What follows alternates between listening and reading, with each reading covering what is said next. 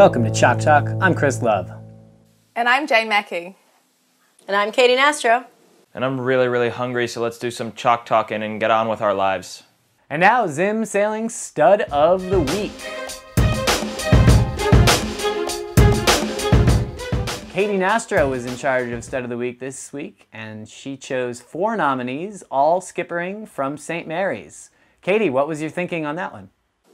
Well, Chris, I got the chance to chat briefly with Adam Roblo, the coach, and he said that everybody really played a crucial role this weekend. So it was kind of hard to just pick out one particular skipper. So I decided to nominate all 4. All right, well, you all voted, and here's who you picked.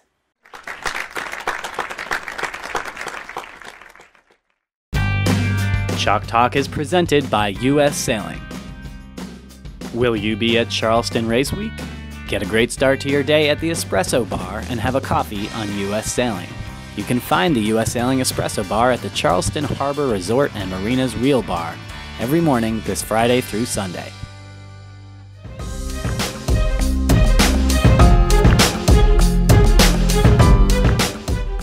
For our feature, we're going to take a look at the Team Race Conference Championships happening on the East Coast. Zeke, we'll start with you. You were our spy in NISA, coaching Yale. You got to see it all go down. I'll tell you what, I was pretty surprised. I know Roger Williams is good. I thought that they might steal a spot away from Dartmouth, but I had no idea that they were going to take the win. Well, like you guys, I was very surprised by Dartmouth. I thought they were just going to be a more well-rounded team, really fast team, well coached by John Stork. I think that they just lacked a little bit in the starting area, and oftentimes were getting beat in a 1-2-3 right off the line and couldn't really come back. So that was definitely surprising. The other team that surprised me was Brown. I've kind of been saying all season that I thought Brown was just waiting to peak at the right time and that they were going to coast through to the Nationals and be a Final Four contender at the Nationals. They were like pretty experienced team, well-rounded, good leadership. Good coaching. I don't know what their issue was. Maybe it was just a kind of a boat speed thing. Well, how about Roger Williams? I mean, we know that this is a well-coached team, but you know they didn't really show it last season, and they didn't really have it. They weren't a standout this season. They certainly peaked at the right time. Yeah. What can you say about Roger Williams? I mean, we know that they're exceptionally well coached all the time. They have 3 solid boats, and they're a really disciplined team racing team. They were actually really good at starting, oftentimes coming off very quickly with 2 pairs. And if they didn't have the 2 pairs, they were sort of in a tie. They were decidedly quicker to break ties than a lot of teams on the first beat. And from there, like they know what to do in every different circumstance. So hats off to those guys. Let's just hope that they can, that they didn't peak too early. Let's hope they can have a productive postseason and be that good going into the Nationals. And thanks to Ben Spiller from Dynamic Dollies and Racks for that video from the Fowl Trophy. The other team that was very surprising to me, I didn't pick them to qualify, was Tufts, and I would even say that they're probably the second best team in NISA at the moment. They showed tremendous boat speed across the course, and much like Roger Williams, they were super disciplined all the time as well, showing us that they can beat some of the best teams in all different combinations. Nice weave up the last beat, super decisive on the downwinds. The only thing that worries me about Tufts that I think is separating them from the top at the moment is maybe some boat speed and the boat handling, which is just a disadvantage for them, I think, sailing larks all the time. But certainly they're very well coached and they could be a contender at the Nationals. BC was also better than I expected them to be. I think they're the scrappiest team in college sailing now that Harvard is out. They can beat you in a lot of ways. I think they're not quite up to par consistency-wise with the rest of the field, but they will definitely be able to give some good teams some bad losses. So very impressive by them. And Yale was more of the same from them. Super consistent, really well spread out across the board. Really exceptionally well coached. They still run into some freshman mistakes from time to time. If Ian remembers to put his boots on the right feet, I think they'll be good to go. But they got some work to do too. They certainly have some weaknesses, over team racing at times, communicating poorly. So NISA's everything that we hoped it could be and more. Well, I wasn't at the regatta this weekend, but the Mesa Champs, this is the lowdown I got from a couple of insider coaches. So really nice conditions on Saturday, saw a lot of races. St. Mary's took the win, the first spot for Nationals. They sailed a great regatta. They lost a couple early on, but really had a clean sweep almost through to the end, where they lost one race to Cornell. In second spot was Georgetown, sailed very consistently as expected, losing a couple of close ones. Navy sailed well, consistently right into third spot, and then always exciting is that last spot for Nationals. None of us predicted ODU. This was a bit of a shock for us. Fordham loses the tiebreak to ODU. ODU goes on to Nationals, and it was a bit contentious there right at the end. ODU had a race with Hobart where a yellow flag was drawn. ODU won on the water with the jury, and Hobart brought the situation back up again off the water. They were protesting whether the protest was actually valid because ODU had not gone over to the race committee to report their protest. But it's a little bit of a tricky situation because did they really have time to go over to the race committee after the race? The jury comes up, picks them off their boats. The jury is technically part of the race committee and they validated the protest by hearing it. So at the end of the day, the jury's ruling still holds. ODU gets that last spot and Hobart and Fordham lose out this year. Well, we had the CESA champs rounding out the East Coast, and not surprising, Charleston took home the win, but even more not surprising, only 3 teams showed up. So kind of a washout for the CESA team race champs. I feel like I remember just a few years ago when they were getting 5 teams to this event, kind of a non-event this year. Yeah, that's a really good point. I was thinking the same thing, and I talked to Coach Cromwell from Charleston today on that exact point, and he kind of reminded me that, in fact, it's not really different. Here's the only difference. In the past, CESA had to have 5 teams show up to get 2 berths, and now we were guaranteed 2 berths. So those last few teams that showed up in years prior, we were recruiting them the day before to get up there, like making every possible scenario come true so they could get there, picking them up in vans on the side of the road somewhere just to have the teams get there, but they kind of just sailed around the race course. So in fact, it's not really much different than it was. Huh. So up in the Northwest, we had the conference champs hosted by University of Washington, and the University of Washington took home the win, giving them a berth for Team Race Nationals. Yeah, and they got 4 teams up there, better than CESA. Nice showing there from Victoria, placing second, all the way down from Canada, eh? Is your team considering new sails for next fall? Zim Sailing along with North Sails have developed the Zim Platinum and Radiant Fathead sails. The Platinum sails are constructed with up to 7.8 ounces of cloth for the most durable sails in the market. Our pricing, starting as low as $6.75 per set, includes team race colors, large numbers, and custom graphics. Join the dozens of schools who've made the switch. Now's the time to order your sails and be the sharpest team in the water next fall.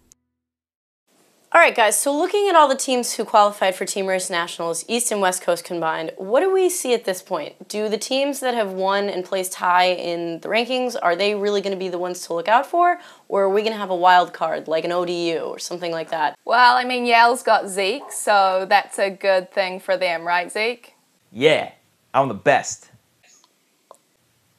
Anyway, where the teams are right now, while it definitely matters, certainly it's hard to say that Roger Williams isn't on top right now, but are they really a favorite at the Nationals? I don't really know. I think we need to look at what teams have resource-wise, like a B team or alumni coming back, or kind of just how it's gone in the past. And the first team that comes to mind when thinking about a productive postseason, it's St. Mary's. We've seen the last 2 years, definitely, they're nobody really counts them in to be a finalist, and they've been second at the Team Race Nationals the last few years. And I think that that's a very, very scary thing for college sailing right now, because St. Mary's just proved this weekend that they're freaking legit already.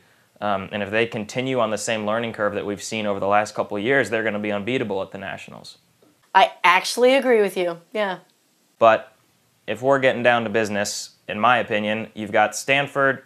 They're the best team right now, and you've got Yale. And to me, those are the 2 major contenders for this year's Nationals. Now, Stanford has been one of the favorites the last few years, and they always find a way to mess it up in the postseason. So now, Chris, I know you're going to tell us why that's not the case now, so just go ahead. Zeke, that is not the case this year. And here's why. These guys are seniors. They've been through this now 3 times. And on top of that, they've got the coaching staff who's also learned the lessons from the past 3 years. I actually went out and visited Stanford for a story that's coming up in Sailing World, so be on the lookout for that.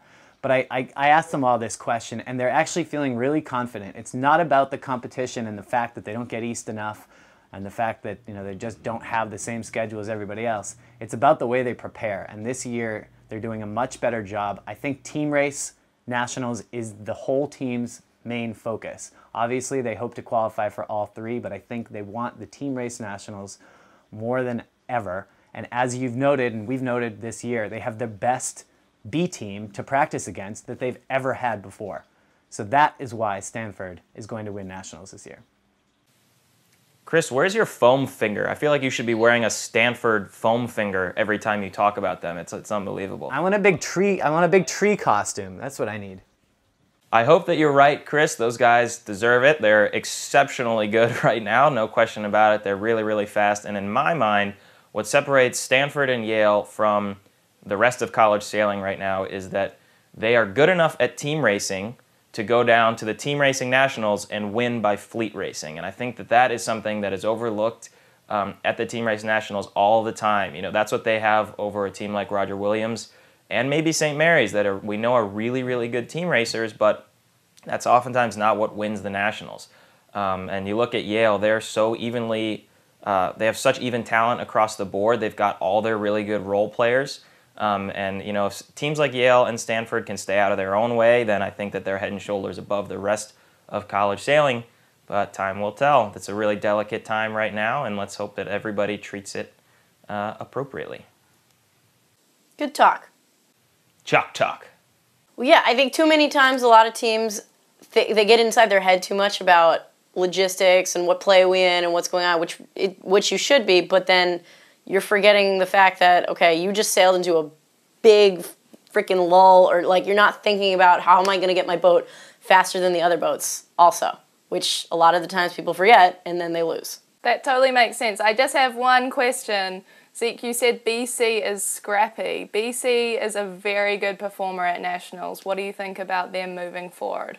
I think you're right, Jane. I think that BC has the capability to take wins away from really, really good teams. My worry about BC is their consistency across the board, and maybe this is not well placed, but I'm just worried about their mentality going forward. And they seem to me to be a team that, if they're hot and they're on a huge winning streak, they might stay on that winning streak the whole time.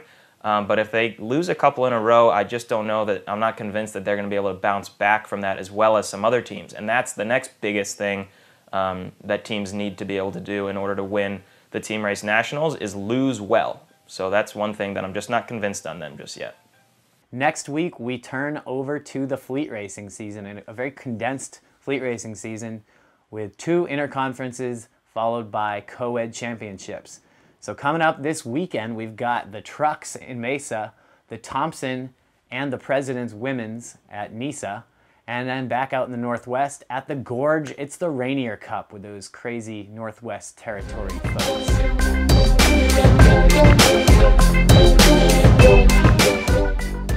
All right, guys, this week's Chalk Talk photo assignment is Candid Coaches. That means grab your phone, grab your camera, whatever you got, take a picture of your coach when they're not looking or they don't expect it. Instagram us or email us at chalktalk@crisplovproductions.com.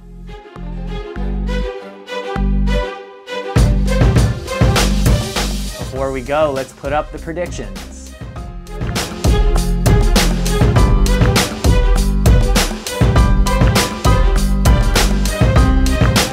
All right, Zeke, I know you're starving. Go get some food. See you later, everybody. Eating.